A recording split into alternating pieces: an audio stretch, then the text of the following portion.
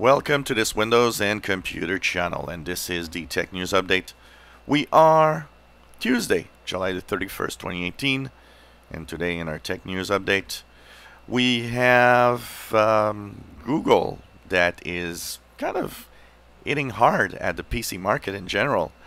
It's released a 1-minute ad that shows all the problems that plague Windows and Mac users, because it's really hitting at both companies with their PCs and saying how it's horrible and how Chromebooks can save the world.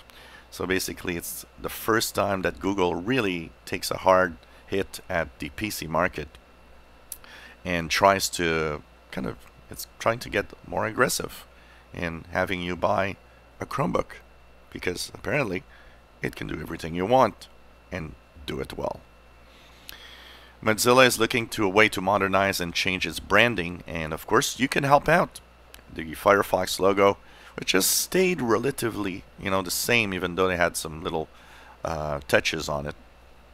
It's one of the most recognized brands right now, but now they want to modernize all of this, and there's two systems that they want to implement and change.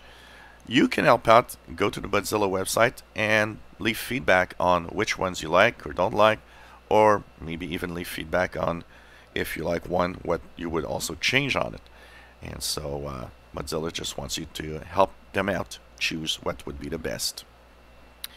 Well, if you got a Windows 10 mobile phone and it's on the anniversary update, you're getting a pop-up that says you got to update your PC. Of course, that's the first blunder, because it's not a PC, it's a phone. The second blunder is when you click the link, it brings you to the PC side of things, where you want to update to the latest version of Windows, which is, once again, one of the blunders, and just shows that Microsoft is sometimes incapable of doing things right. So if you're on the anniversary update on your Windows 10 mobile phone, you got to upgrade if you can to the Creators Update. Thing is, the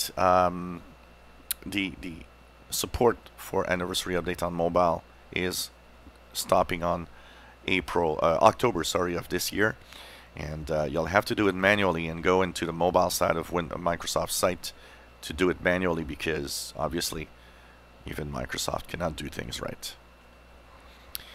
Samsung is reporting that there is a very slow market for smartphones and that its revenues are being hit by that.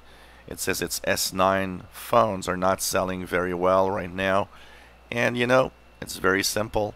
When I look at the fact that I had it for a cheap price and that I wanted a bigger screen, if that was not the case, if I didn't need to have a bigger screen, I probably would have stayed with my S7.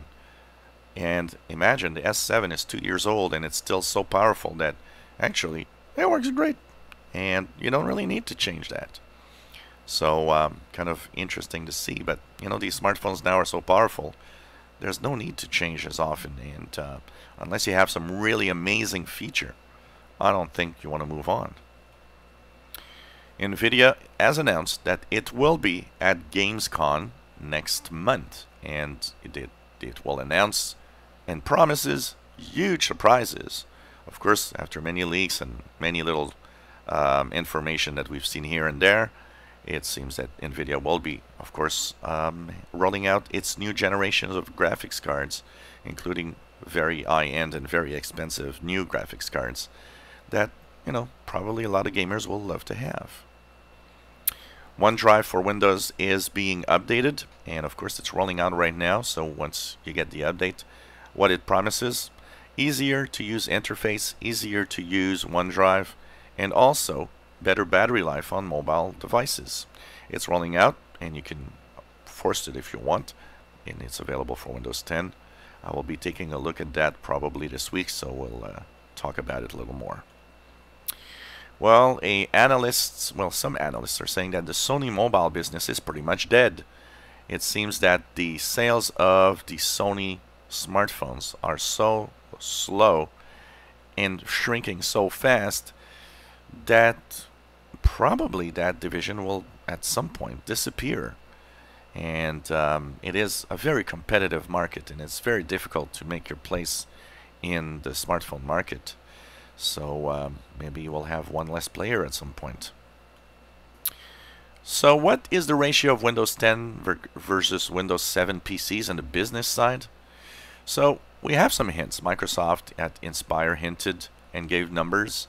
Plus there's some general things that you can look at and try to deduct from what we see.